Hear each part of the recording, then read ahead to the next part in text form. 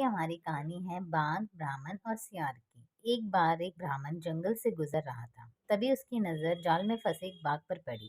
हे पवित्र ब्राह्मण, कृपया मुझे इस पिंजरे से बाहर निकाल दीजिए। बाघ ने ब्राह्मण को बुलाया।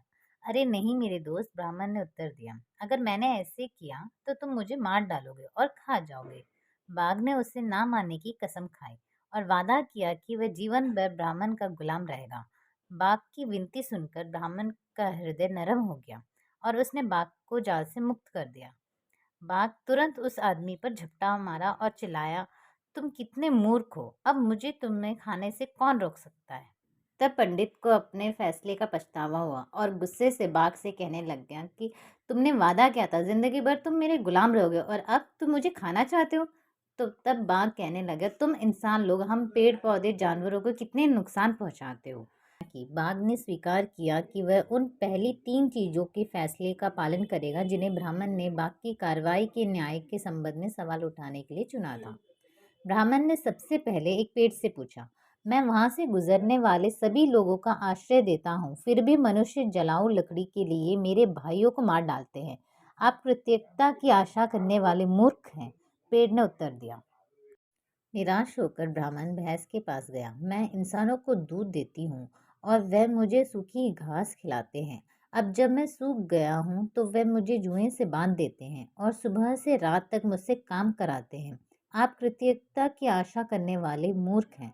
भैंस ने उत्तर दिया। आखिरकार बाघ और ब्राह्मण ने पास से गुजर रहे एक सियार को देखा और उससे पूरी कहानी बताई।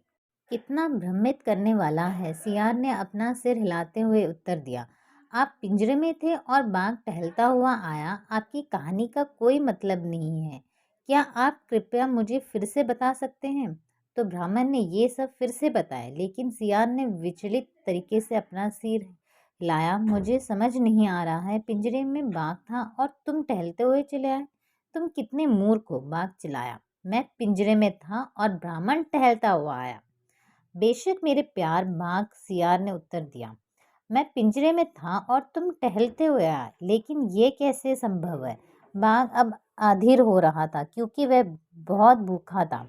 वह पिंजरे में कूद गया और बोला, देखो मैं ऐसे ही पिंजरे में था और ब्राह्मण टहलता हुआ आया। अब आपको समझ में आता है? बिल्कुल सही, सियार मुस्कुराया और उसने चालाकी से दरवाजा बंद कर दिया। इस कहानी का ये उद्देश्य है, कोई भी फैसला हमेशा सोच विचार के बाद ही लेना चाहिए।